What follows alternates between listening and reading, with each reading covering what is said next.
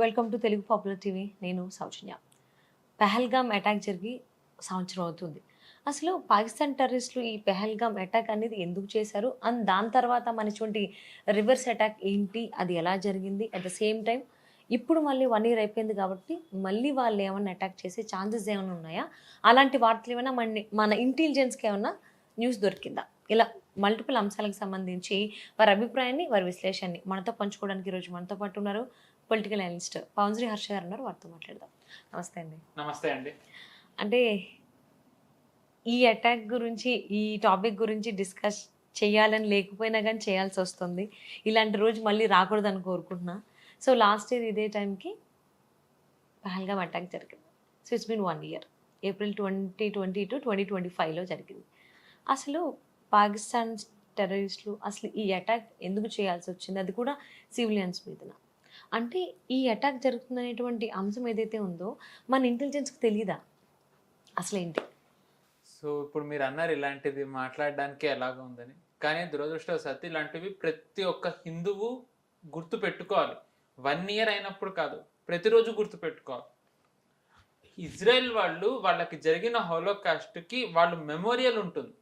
అంటే జ్యూస్ని ఎలాగ ప్రపంచం మొత్తం వాళ్ళని ఐసోలేట్ చేసింది, హిట్లర్ లాంటి వాళ్ళని ఎలా టార్గెట్ చేశారు, వాళ్ళ తరువాత తరాలకి తెలియడానికి, ప్రపంచానికి వాళ్ళు ఎలాంటి అట్రాసిటీస్ ఎదుర్కొన్నారో తెలియడానికి వాళ్ళు హోలోకాస్ట్ మెమోరియల్ పెట్టుకున్నారు. వాళ్ళ పిల్లలకి అవన్నీ చదివిస్తారు. వాళ్ళందులో వైట్ వాష్ ఎవరికి చేయరు. వాళ్ళతోని ఎవరున్నారు, వాళ్ళకి వ్యతిరేకంగా ఎవరున్నారు, ఎవరెవరు ఏమేం చేశారు అనేది మొత్తం వాళ్ళ మొత్తం నెక్స్ట్ జనరేషన్ కి తెలిసేలా వాళ్ళ పాఠ్య పుస్తకాల్లో ఉంటాయి. దురదృష్టవశాత్తు మనకేంటంటే మన దేశంలో ఉన్న ముస్లింస్ ని బాధ పెట్టకూడదు అని చెప్పి హిందువులు ఏవైతే అట్రాసిటీస్ కి ఎదురయ్యారో అవన్నీ మనం మర్చిపోతూ ఉంటాం. పెహల్గామ్ హిందువుల మీద జరిగిన దాడి అని చెప్పి అనడానికి ఈ రోజు బీజేపీకి తప్ప ఏ పార్టీకి ధైర్యం లేదు.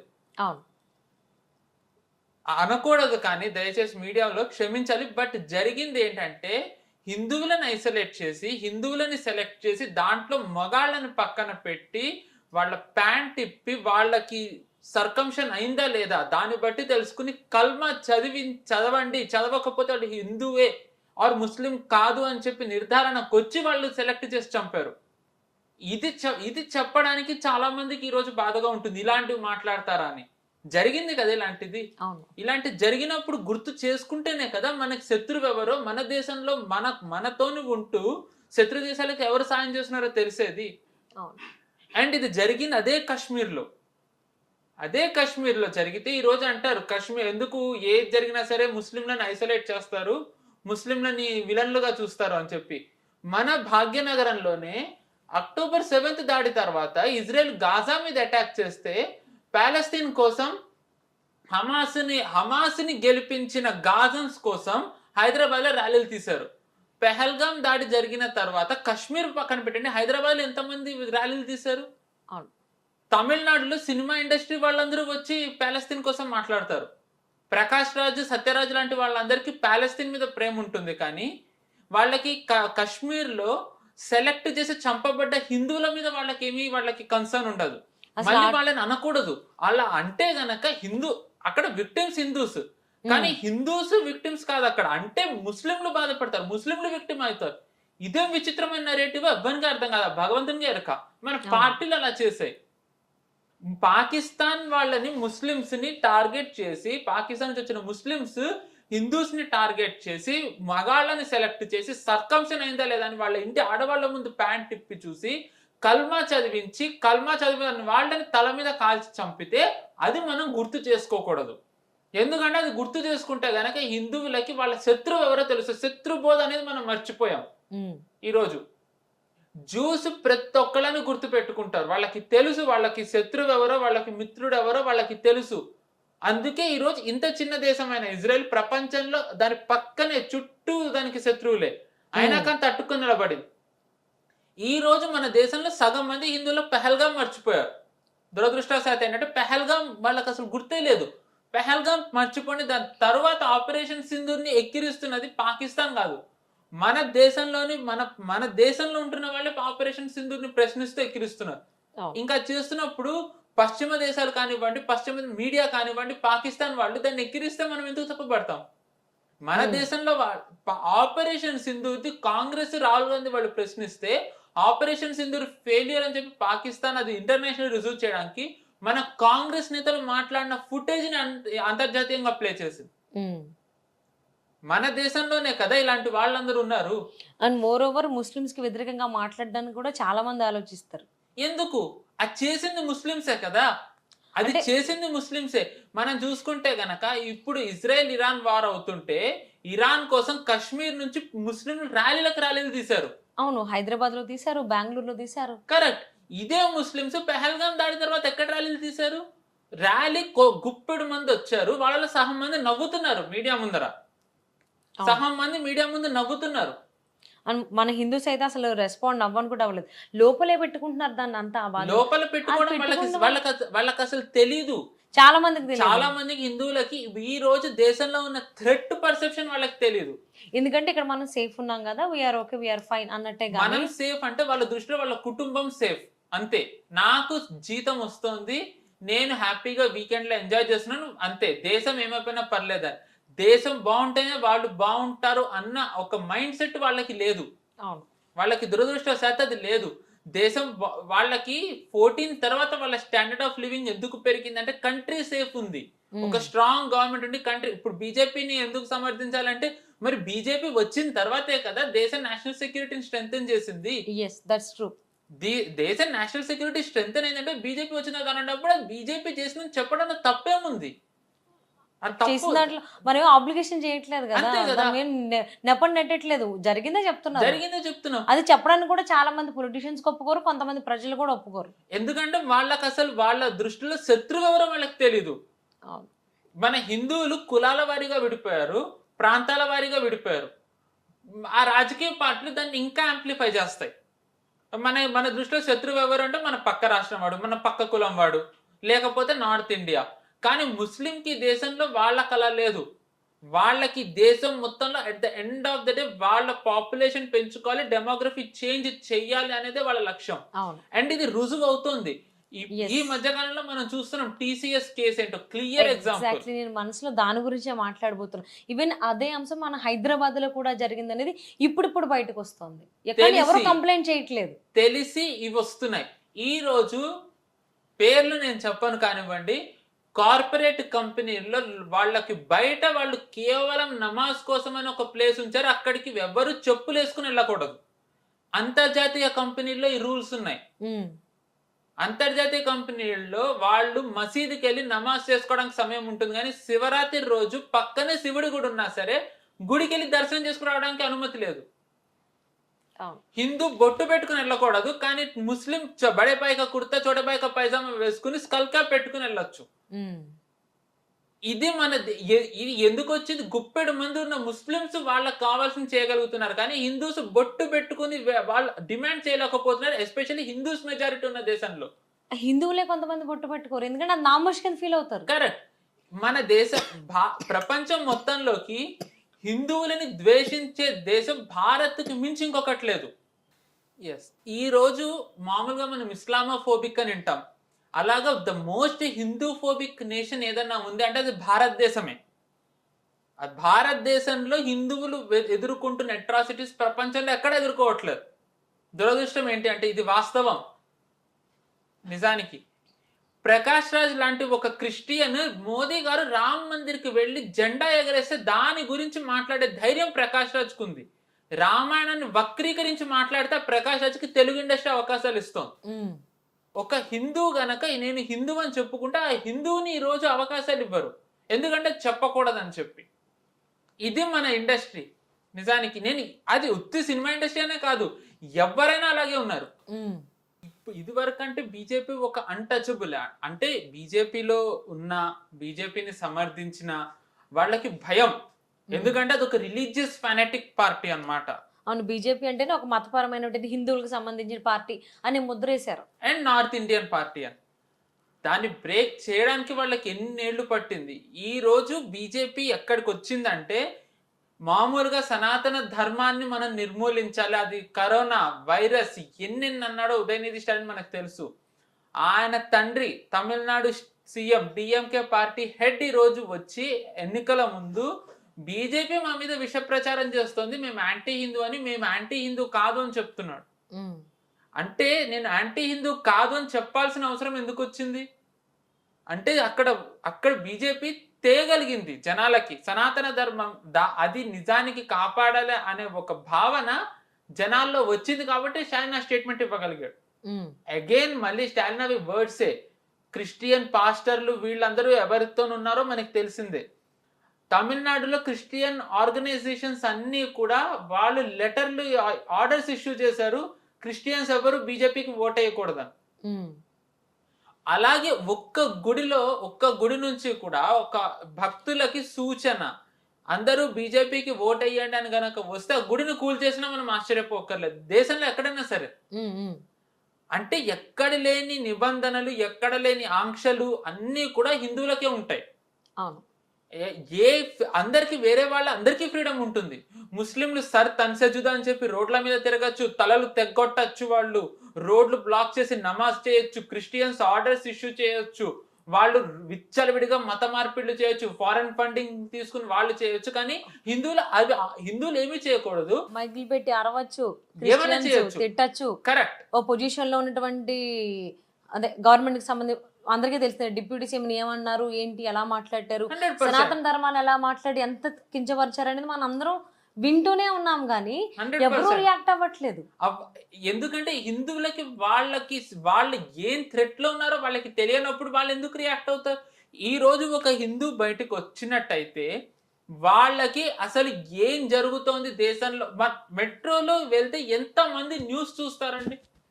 మెట్రోలో వెళ్తే ఎంత మందికి ఈ రోజు అప్డేట్స్ తెలుస్తాయి? అందరూ చాలా మంది వెస్ట్ బెంగాల్లో బీజేపీ అక్కడ ఏదో ప్రెసిడెంట్ రూల్ పెట్టింది, రాక్షస పాలన చేస్తుందని అంటున్నారు. అక్కడ మసీదు మైకుల నుంచి జ్యుడిషియరీ ఆఫీసర్స్ ని చుట్టుముట్టండి అని చెప్పి ఆర్డర్స్ వచ్చాయి మసీదు మైకు నుంచి. మనం గనక గుర్తున్నట్టయితే ఇదే మసీదులు కాశ్మీర్లో ఏమన్నాయి? కాశ్మీరీ పండిట్ మగాళ్ళు వెళ్ళిపోండి, మీ ఆడవాళ్ళని ఇక్కడ ఉంచండి అని. వీళ్ళ సోర్స్ ఏంటో ఇక్కడ ఇంతకంటే ఏం కావాలి? ఇవన్నీ మాట్లాడితే గనక మళ్ళీ అందరికి కోపాలు వస్తాయి. ఓవైసీ లాంటి వాళ్ళు మళ్ళీ ముస్లింలను టార్గెట్ చేశారట. ఈ రోజు లెన్స్ కార్డ్ ని సపోర్ట్ చేస్తుంది ఎవరండి? పక్కా యాంటీ హిందూ, ప్రో ముస్లిం కూడా కాదు, ఒక రిలీజియస్ బిగట్ అయిన ఆర్ఫా ఖాన్, వైర్, ఎప్పుడు హిందువుల మీద విషం కక్కే వైర్ మ్యాగజైన్ ఒక యాంకర్ ఆర్ఫా ఖాన్ ఈ రోజు లెన్స్ కార్డ్ ని సపోర్ట్ చేస్తుంది. హిందువులను అవమానించిన లెన్స్ కార్డ్ ని ఒక ముస్లిం రిలీజియస్ ఫెనటిక్ సపోర్ట్ చేస్తుందంటే ఇంతకంటే రుజువు ఏం కావాలి? పెహల్గాం గురించి మాట్లాడకుండా ఇవన్నీ ఏంటి అనుకోవచ్చు. పెహల్గాం బేస్ ఇది. అంటే పెహల్గాం ఎందుకు జరిగిందో తెలియాలి. ఒక ముస్లిం అనే అతనికి at the end of the day world మొత్తం ఇస్లామే ఉండాలి అనేది తనకి అదొక లక్ష్యం. తనకి అది వాళ్ళ తప్ప రైట్ అంటే వాళ్ళ బుక్ అది చెప్తుంది. కాఫిర్ అనే మన ఇండియన్ సినిమాలో అమితాబ్ బచ్చన్ పాటలో కాఫిర్ అనే వర్డ్ వస్తుంది. దాన్ని మనం పాడుకుంటూ తిరిగాం. Don cinema, Amitabh Bachchan Don cinema అందరికీ తెలిసే ఉంటుంది. దాంట్లో హలాల్ ని పొగుడుతూ కూడా ఒక లైన్ ఉంటుంది, హలాల్ ని పొగుడుతూ. అంటే వాళ్ళు ఎంత స్ట్రాటజిక్ గా, ఎంత సిస్టమిక్ గా వాళ్ళు హిందూస్ ని వ్యతిరేకించాలి, హిందువుల్ని అవమానించేలా, హిందువులకి ఒక అంటే మేము హిందూ అని చెప్పుకోవడానికి వాళ్ళకు ఒక ఇన్ఫీరియారిటీ కాంప్లెక్స్ వచ్చేలాగా ఇస్లాం ని గొప్పగా చెప్తూ వాళ్ళు ఇండాక్ట్రిన్ ఎలా చేశారో ఇవన్నీ ఒక ఉదాహరణ. ఇవన్నీ ఇలా జరుగుతూ రావడంతో హిందూ అనే భావన పోవడంతో పెహల్గాం లాంటి దాడి జరిగిన హిందువులు ఈరోజు ఒకటి అవ్వలేకపోతున్నారు. దురదృష్టం ఏంటంటే పెహల్గాం లాంటి దాడి వేకప్ కాల్ అవ్వాలి. 26/11 అయినప్పుడు మనం అందరం నిద్రపోతూనే ఉన్నాం. 26/11 దాడి జరిగిన తర్వాత కూడా కసబ్ అనే వ్యక్తి కలావా కట్టుకుని వచ్చాడు అంటే అదొక హిందువు చేశాడు అని చూపించడానికి. కాంగ్రెస్ పార్టీ ఆలియా భట్ తండ్రి మహేష్ భట్, దాని తర్వాత జాకిర్ నాయక్, ఇలాంటి వాళ్ళందరూ ప్రెస్ మీట్ పెట్టి ఆర్ఎస్ఎస్ కుట్ర అని చెప్పి వాళ్ళు ఒక బుక్ రిలీజ్ చేశారు. కానీ దొరికింది వీళ్ళకి ఎవరు? కసబ్ అనే ఒక పాకిస్తాన్ నుంచి వచ్చిన ఒక ముస్లిం టెర్రరిస్ట్. దొరికినా సరే వీళ్ళు ఆర్ఎస్ఎస్ నిందించాలని చూసారు. అతని మెయిన్ ఇంటెన్షన్ ఏంటి? కసబ్ది కలావా కట్టుకుని వచ్చారంటే హిందూ టెర్రరిస్ట్ అనేది రుజువు చేయాలి. మహానుభావులు నిజంగా స్వర్గీయ ఆయన తుకారాం ఓంబ్లే గారు గనక ఆ రోజు బలిదానం చేయకుండా ఉంటే ఈ రోజు హిందువుల పరిస్థితి చాలా నీచంగా హీనంగా ఉండుండేది. ఉమ్, ఈ రోజుకి హిందూ టెర్రరిజం ఉంది అని రుజువు చేయాలని చెప్పి మన దేశంలోనే ఎంతో మంది ఎదురు చూస్తున్నారు. పెహల్గాం నిజానికి చాలా చిన్న ఘటన అండి. హిందువులకు కోపరా చీడేవుడు పెహల్గాం చిన్నది అంటున్నాడా? ఎస్, పెహల్గాం ఒక్కసారి జరిగింది. మన దేశంలో ప్రతి చోట పెహల్గాం లాంటి దాడులు ఘటనలు హిందువుల మీద జరుగుతూనే ఉన్నాయి. ఎంతమందికి తెలుసు? అవును. ఈ రోజు హమ్దర్ద్ అనే ఒక సంస్థ ముస్లిం, దాంట్లో కేవలం ముస్లింసే ఉంటారు. ఉమ్, ఎక్కడన్నా మనము హిందూస్ హిమాలయ తీసుకుంటారు, హమ్దర్ద్ తీసుకుంటారు. ముస్లింలో మనకు అలాంటివి ఏవి మనం అలా డిస్క్రిమినేషన్ చేయమని గర్వంగా చెప్పుకుంటాం. ఉమ్, విప్రం మన ఓన్ అని చెప్పుకుంటాం, అజీం ప్రేమ్జీది. కానీ ఎంతమంది ముస్లిమ్స్ పతంజలి ప్రోడక్ట్స్ తీసుకుంటారు? ఉమ్, ఎంతమంది హిందూస్ పతంజలి ప్రోడక్ట్లు తీసుకుంటారండి? వాళ్ళు గనక చేస్తే రైట్, హిందువు ఒక సంస్థను బాయ్కాట్ చేస్తే అది తప్పు. అవును. సో హిందూ అని చెప్పుకోవడమే కాకుండా తనకి ఏమీ స్వేచ్ఛ లేదు, అవును. తనకి ఎటువంటి స్వేచ్ఛ లేదు. మన రామ్ మందిర్ కట్టుకోకూడదు, కానీ వాళ్ళు రోడ్డు మీద మొత్తం బ్లాక్ చేసేసి వాళ్ళు దర్గాలు కట్టచ్చు, మజార్లు కట్టేయచ్చు, అవును. మసీదులు కట్టచ్చు, నమాజ్ అని చెప్పి రోడ్డు బ్లాక్ చేయొచ్చు. ఇక్కడ భాగ్యనగరంలో లకడీకాపుల దగ్గర ఒక పెట్రోల్ బంక్ ని మూసేశారు నమాజ్ టైంకి, ఉమ్, ఫ్రైడే. మొత్తం వాళ్ళు అలా వెళ్ళుకుంటూ పక్కనే మసీదు ఉంటే బ్లాక్ చేసుకుని వెళ్ళిపోయారు మొత్తం. బట్ అవన్నీ మాట్లాడకూడదు. ఒక సినిమాలు అంటారు కుచ్మత్ బోల సెక్యులరిజం అని. సెక్యులరిజం కి విఘాతం కలుగుతుంది కాబట్టి మనం మాట్లాడకూడదు. మరి అలాగైతే ముస్లిం కోసం మాట్లాడకూడదు అంటే మరి హిందూస్ కూడా ఇబ్బంది కలిగినప్పుడు, హిందూస్ దేవుళ్ళు తిట్టినప్పుడు కూడా మాట్లాడాలి కదా? అది మాట్లాడకూడదు. ఎందుకంటే ప్రకాష్ రాజ్ లాంటి వాళ్ళు ఏమంటారు, వాళ్ళు ఇంటలెక్చువల్స్. వాళ్ళు ఏంటంటే హిందూ ధర్మంలో ఉన్న తప్పులు ఎత్తి చూపిస్తారు. హిందూ ధర్మంలో ఏంటంటే కులాల వారీగా విడిపోయి ఉంటారు కదండి. వీళ్ళు కులాల వారీగా ఏదైతే విడగొట్టారో, ఎస్సీ అని, ఎస్టీ అని, బీసీ అని, దళితులని, వీళ్ళందరినీ కూడా అగ్రవర్ణాలు తొక్కుతున్నాయి అని చెప్పి చివరికి ఇప్పుడు దేవుళ్ళలో కూడా తీసుకొచ్చారు. ఆ మూర్ఖత్వం ఎంతవరకు వెళ్ళింది అంటే పరశురాముడిని ఈ రోజు అవమానిస్తున్నారు. సాక్షాత్తు విష్ణుమూర్తి అవతారమైన పరశురాముడిని అవమానిస్తున్నారు. ఈ మూర్ఖులను రావణాసురుని పొగుడుతున్నారు. రావణాసురుడు దళితుడు కాబట్టి రాముడు చంపాడు. రావణాసురుడు బ్రాహ్మిన్. అది సగం మంది మూర్ఖులకే తెలియదు అది. అవును. అయినా కానీ దేవుళ్ళలో బ్రాహ్మణ్ ఏంటండి, ఎస్సీ ఎస్టీ ఇవన్నీ వస్తాయా దేవుళ్ళలో? అప్పుడు ఉన్నాయా అవన్నీ? తర్వాత అప్పుడు ఎందుకు అప్పుడు లేదు, తర్వాత మనుషులకి ఓవర్ గా నాలెడ్జ్ ఎక్కువ పెట్టుకున్నది అదంతా. నిజానికి ఇది బ్రిటిషర్లు హిందువులని విడగొట్టాలని చేసిన కుట్ర ఇది. నిజానికి ఈ జాతి అనే మనకున్నది వర్ణ సిస్టమ్.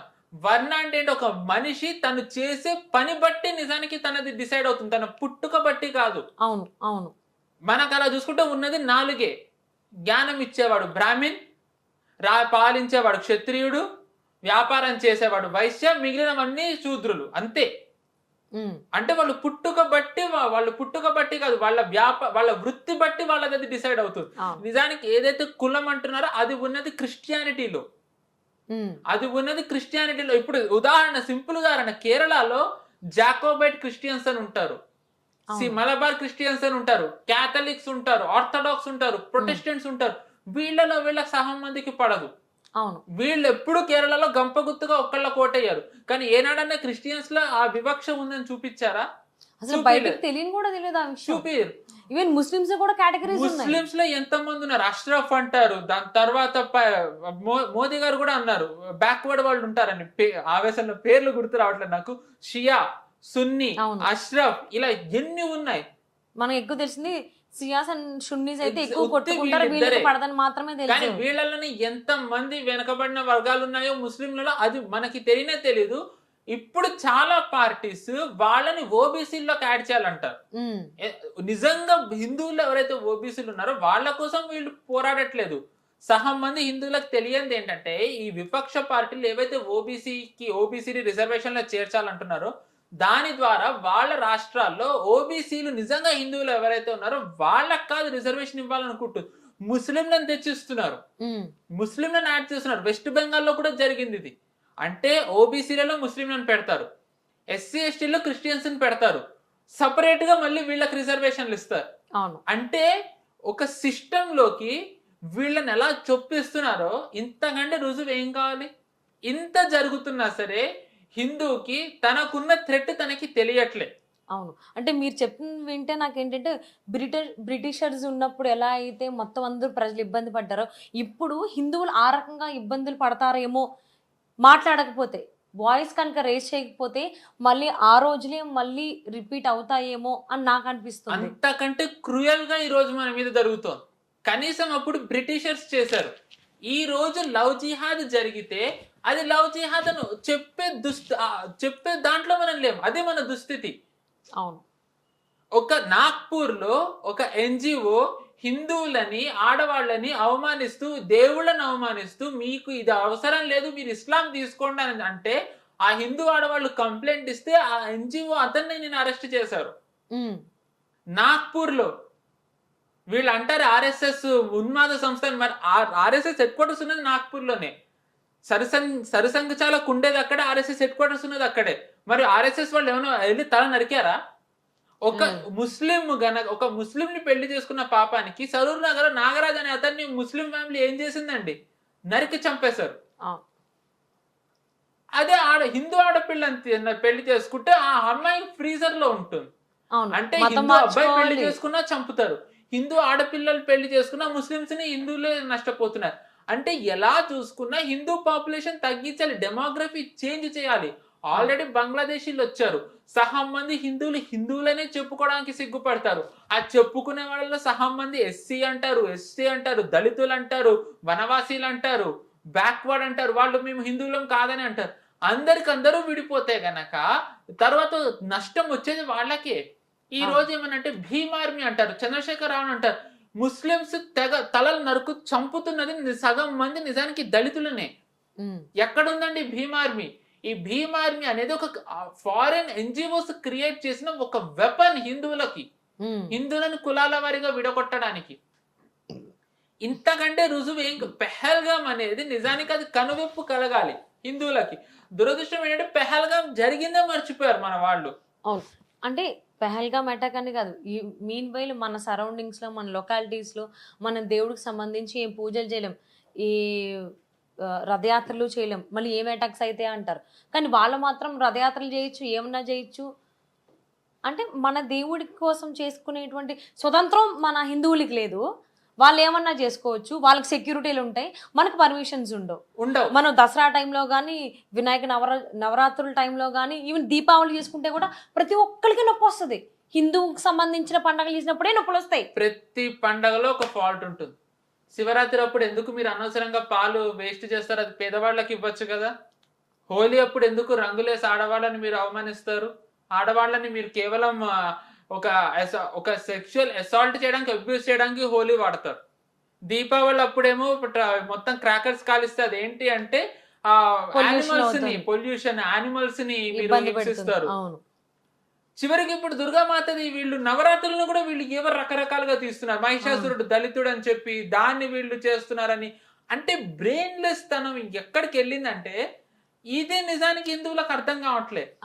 మన శత్రువు నిజానికి పాకిస్తాను, అమెరికను, చైనీసో, ఈ దేశంలో ఉన్న ముస్లిమో, ఈ దేశంలో ఉన్న క్రిస్టియనో కాదు. ఈ దేశంలో ఉంటూ హిందూ అని చెప్పుకుంటున్న హిందువే మనకి ప్రధాన శత్రువు. అండ్ అలాంటి వాళ్ళని ఇంకా రెచ్చగొడుతుంది ప్రకాష్ రాజ్ లాంటి వాళ్ళు. తల్లిది లాస్ట్ రైట్స్ క్రిస్టియానిటీ ప్రకారం చేశాడు తను. ఎవరిది వాళ్ళది పాటించుకోవచ్చు. హిందూస్ ఏమి అలాంటి రిలీజియస్ ఫెనటిక్స్ కాదు, నువ్వు చేస్తే చంపుతామనడానికి. నువ్వు క్రిస్టియన్ అయినప్పుడు నీకు సనాతన ధర్మం గురించి మాట్లాడే హక్కు నీకెవరిచ్చారు? సనాతన ధర్మం గురించి మాట్లాడే నీకు చదివావా? చదివితే ప్రూఫ్ ఏంటి? రామాయణాన్ని వక్రీకరించే ధైర్యం ఆ ప్రకాష్ రాజ్కి ఎక్కడి నుంచి వచ్చింది? మోదీ రామ్ మందిర్కి వెళ్తే జెండా ఎగరేసి దాన్ని ముస్లింస్ జనసైడ్ అని చెప్పన్నాడు ఆ ప్రకాష్ రాజ్. ఇదే హైదరాబాద్ లో తను స్కల్ క్యాప్ పెట్టుకుని ప్యాలెస్టైన్ కి సపోర్ట్ చేయొచ్చు, కాశ్మీర్ గురించి మాట్లాడే ధైర్యం లేదు ప్రకాష్ రాజ్ కి. అండ్ అలాంటి వాళ్ళని అవకాశాలు ఇస్తారు సినిమా వాళ్ళు. అలాంటి సినిమాలు మనం చూసి ఎంకరేజ్ చేస్తాం. అవును, మళ్ళీ చప్పట్లు కొడతాం బాగా యాక్ట్ చేశాడు అని. బట్ అది చాలా లోకుగా అయిపోయిందేమోనని నాకు అనిపిస్తోంది. ఎందుకంటే మనం ఎంకరేజ్ చేస్తున్నాం. ఒక్కసారి కనుక ఈ రోజు హిందీ ఇండస్ట్రీ ఓ రకంగా వాళ్ళు ఎందుకు అంత భయపడుతున్నారు? ఈ రోజు హిందీ ఇండస్ట్రీలో చిన్న చిన్న చేంజెస్ వస్తున్నాయి. మీకు ఇందాక చెప్పినట్టుగా స్టాలిన్ నేను యాంటీ హిందూ కాను అని చెప్పుకునే స్థితికి ఎందుకు వచ్చాడు? ఒకప్పుడు చంద్రబాబు పక్కా సెక్యులరిజం ఉన్న చంద్రబాబు రామ్ మందిర్కి ఎందుకు వెళ్ళారు? రామ్ మందిర్కి ఆయన ఎందుకు వెళ్ళారు? ఈ రోజు నేను హిందూ అనే భావన హిందువుల్లో కొద్దో గొప్ప కలుగుతోంది. మాస్ మూమెంట్ రాలేదు అది, కానీ ఆ భావన మొదలైంది. అది తెలిసి కొంతమంది ఇటువైపు వస్తున్నారు. వాళ్ళ అవకాశాల కోసమా, క్యాష్ చేసుకుందామన్నా, మారా ఏదో పక్కన పెట్టి, కానీ దీన్ని వ్యతిరేకించేది వాయిస్ కూడా అంతే గట్టిగా ఉంది. ఎప్పుడైతే ఈ వాయిస్ అంతా ఒక్కటై ఎప్పుడైతే వీళ్ళు గట్టిగా నిలబడతారో అప్పుడే ప్రకాష్ రాజ్ లాంటి వాళ్ళు మాట్లాడడానికి భయపడతారు. అలాంటి వాళ్ళని తీసుకోవడానికి ఇండస్ట్రీలు భయపడతాయి. లెన్స్కాట్ లాంటి వాళ్ళు మళ్ళీ హిందువులని ఆంక్షలు పెట్టడానికి భయపడతారు. హిందీ ఇండస్ట్రీలో మరోసారి హిందువులను అవమానించే సినిమాలు పీకే లాంటివి రావు. పాకిస్తాన్ మీద ప్రభుత్వం చూసుకుంటుంది. మన దేశంలో ఉన్న శత్రువులను జనాలే చూసుకోవాలి. ఇవన్నీ కూడా నేషనల్ సెక్యూరిటీ థ్రెట్ లోకే వస్తాయి. అజిత్ దోవల్ గారు అందుకే అన్నారు, నేషనల్ సెక్యూరిటీ అంటే అది కేవలం సెంట్రల్ ఫోర్సెస్ దో, ఆర్మీదో, పోలీసులతో, ప్రభుత్వంతోనే కాదు, జనాలకు కూడా ఆ బాధ్యత ఉందని. సో జనాలు కూడా విచక్షణతోని ఆలోచించి ఏది చేస్తే మంచిది. కుటుంబం బాగుండాలంటే దేశం బాగుండాలి. అవును, దేశం బాగుంటేనే కుటుంబాన్ని కాపాడగలరు. దేశం బాగుండాలి అంటే గనక ఒక హిందువు తన ప్రథమ కర్తవ్యం ఏదైతుందో ఆ కర్తవ్యాన్ని నిర్వహిస్తేనే తను దేశాన్ని కాపాడగలడు. ఆబ్వియస్లీ. అండ్ మోర్ ఓవర్ ఈ పెహల్గామ్ అటాక్ అనేది జరిగింది కూడా ఇండియన్స్ అనో లేకపోతే అక్కడ లోకల్స్ అనో కాదు, పర్టికులర్గా హిందూస్ అని తెలుసుకునే చేయడం జరిగింది. సో ఈ ఒక్క పాయింట్ మిస్ అయిపోతున్నారు, ఇండియన్స్ మీద జరిగింది అనేటువంటిదే చాలా మందికి ఉంది. అది కాదు, జరిగింది పర్టికులర్గా టార్గెట్ చేసిందే హిందూస్ని. అది హిందూస్ ప్రతి ఒక్కరు రియలైజ్ అయ్యి మనల్ని కాపాడుకోవడమే కాకుండా మన హిందువుల మీద కావచ్చు, హిందూ సంప్రదాయాల గురించి కావచ్చు, సనాతన ధర్మానికి గురించి కావచ్చు, మనకు సంబంధించిన ప్రతి గురించి మాట్లాడినప్పుడు మనం కనుక వాయిస్ రేస్ చేయకపోతే మళ్ళీ ఒకనొక టైంలో బ్రిటిషర్స్ ఉన్నప్పుడు ఎన్ని కష్టాలు పడ్డామో పడకూడనివి మళ్ళీ అవే పడచ్చు. ఆ ఛాన్సెస్ కూడా మనకు ఉన్నాయని ప్రతి చోట మనం వింటూనే ఉన్నాం. ఏదో ఒక న్యూస్ వస్తూనే ఉంది.